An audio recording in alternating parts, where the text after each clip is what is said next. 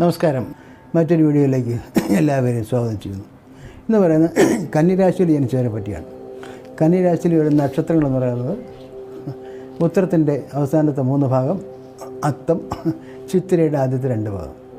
ഇത് ഇത്രയും കിടന്നാണ് കന്നിരാശി. കന്നിരാശിയിൽ ജനിച്ചവരുടെ ജൂൺ 15 മുതൽ ജൂലൈ 15 വരെയുള്ള കാലഘട്ടത്തിലെ കാര്യങ്ങളാണ് നമ്മളിവിടെ പരിശോധിക്കുന്നത്.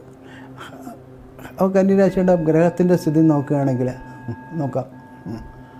6-ൽ ശനി വളരെ അനുകൂലമാണ്.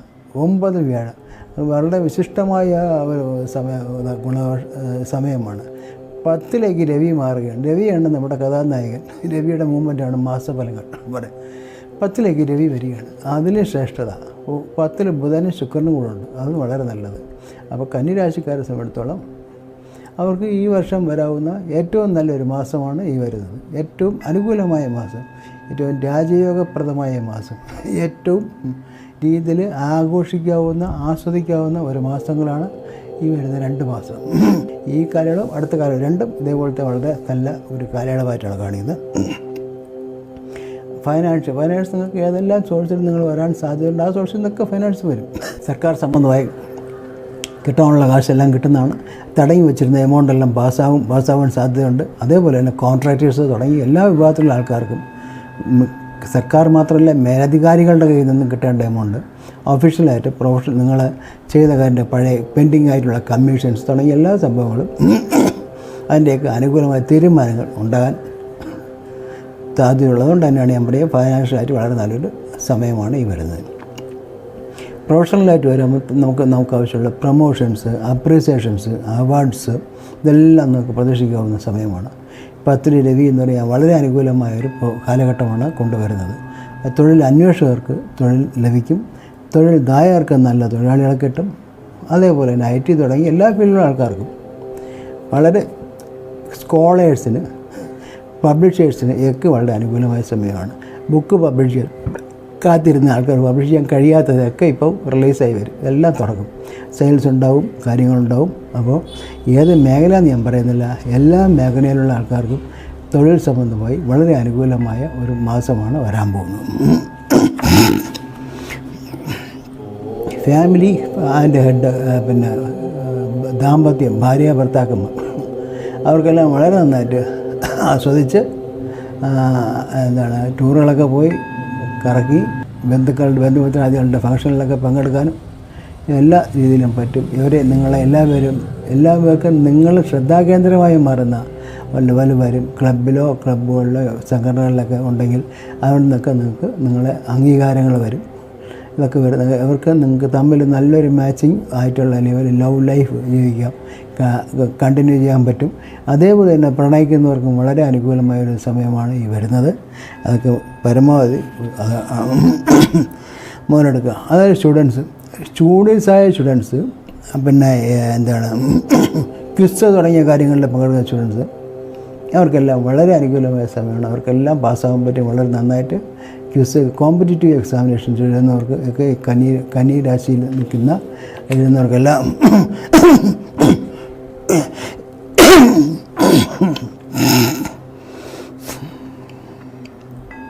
കന്നിരാശി നിൽക്കുന്നവർക്കെല്ലാം വളരെ അനുകൂലമായ സമയമാണ്. അവർക്കെല്ലാവർക്കും ഈ കാര്യങ്ങളിലൊക്കെ പങ്കെടുത്ത് വിജയക്കൊടി നേടാൻ കഴിയും. എൽഡേഴ്സിന്, മുതിർന്നവർക്കും വളരെ നല്ലൊരു സമയമാണ്. സ്വല്പമൊക്കെ ശ്രദ്ധിച്ചൊക്കെ മൂവ് ചെയ്ത് കഴിഞ്ഞാൽ അവർക്കും വളരെ നന്നായിട്ട് കാര്യങ്ങളൊക്കെ എൻജോയ് ചെയ്യാൻ പറ്റും. അവരുടെ സോഷ്യൽ ലൈഫിനൊക്കെ ഒരു ഉത്തേജനം കൂടും. കളർഫുള്ളാക്കാൻ പറ്റും അവരുടെ സോഷ്യൽ ലൈഫ്. അവർക്ക് എൻജോയ് ചെയ്യണം. ടൂറ് പോകാനോ അല്ലാന്നുണ്ടെങ്കിൽ ഒത്തുകൂടലിനോ ഒന്നും ഒരു കാരണത്തിൽ നിന്ന് മാറി നിൽക്കരുത്. ഇതൊക്കെ ചെയ്യണം എന്നാണ് എനിക്ക് പറയാനുള്ളത്. വളരെ അനുകൂലമായി ഈ ഒരു സമയം ശരിക്കും നിങ്ങൾ ഉപയോഗിക്കണം, എൻജോയ് ചെയ്യണം, ഉപയോഗിക്കണം എന്നുള്ളതാണ് ഇതിൽ ഇന്ന് കാണിക്കുന്ന കാര്യങ്ങൾ. അവിടെ എല്ലാ സാഹചര്യങ്ങളും ഉണ്ടാവും. ഇനി ഞാൻ പറയാം, ജൂലൈ 5-ാം തീയതി കർത്താവാണ്. ആ സമയം മാത്രം എല്ലാവരും ശ്രദ്ധിക്കണം. ആ സമയത്ത് അസുഖമുള്ളവർക്ക് അസുഖം കൂടാനുള്ള സാധ്യത കാണിക്കുന്നുണ്ട്. ഈ കാലയളവിൽ പറ്റിയ കുറച്ച് നല്ല ദിവസങ്ങളാണ് ഞാൻ ഈ പറയാൻ പോകുന്നത്. വണ്ടി വാങ്ങിക്കാനോ അല്ലെങ്കിൽ മേലധികാരികളെ കാണാനോ ടൈം ഫിക്സ് ചെയ്യാനോ കോൺട്രാക്ട്സ് എല്ലാം എഴുതാനോ അങ്ങനെയൊക്കെയുള്ള കാര്യങ്ങൾക്ക് പറ്റിയ ദിവസങ്ങളാണ് പറയുന്നത്.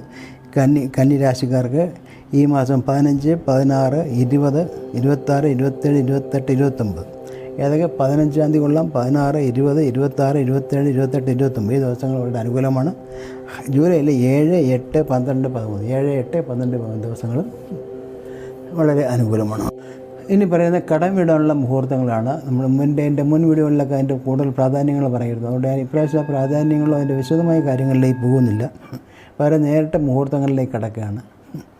ജൂൺ മാസം 15-ാം തീയതി ശനിയാഴ്ച രാവിലെ 8:30-നും 10 മണിക്കും മധ്യമുള്ള സമയം വളരെ അനുകൂലമാണ്.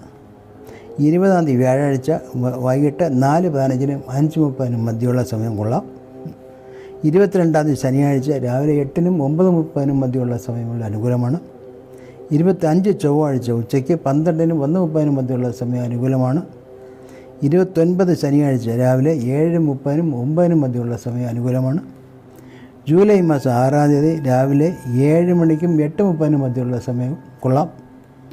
പിന്നെ 9-ാം തീയതി ചൊവ്വാഴ്ച ഉച്ചയ്ക്ക് 1 മണിക്കും 3:30-നും മധ്യമുള്ള സമയം അനുകൂലമാണ്. 13-ാം തീയതി ശനിയാഴ്ച 2 മുഹൂർത്തമുണ്ട്. രാവിലെ 6:30-നും 8 മണിക്കും മധ്യമുള്ള സമയം കൊള്ളാം. ശേഷം ഉച്ചയ്ക്ക് 1 മണിക്കും 2:30-നും മധ്യമുള്ള ഈ 2 സമയവും വളരെ അനുകൂലമാണ്. അപ്പോൾ ഈ സമയം ഉപയോഗിക്കുക. കടങ്ങളൊക്കെ വിടാൻ പെട്ടെന്ന് കഴിയും എന്നാണ് ആചാര്യൻ പറയുന്നത്.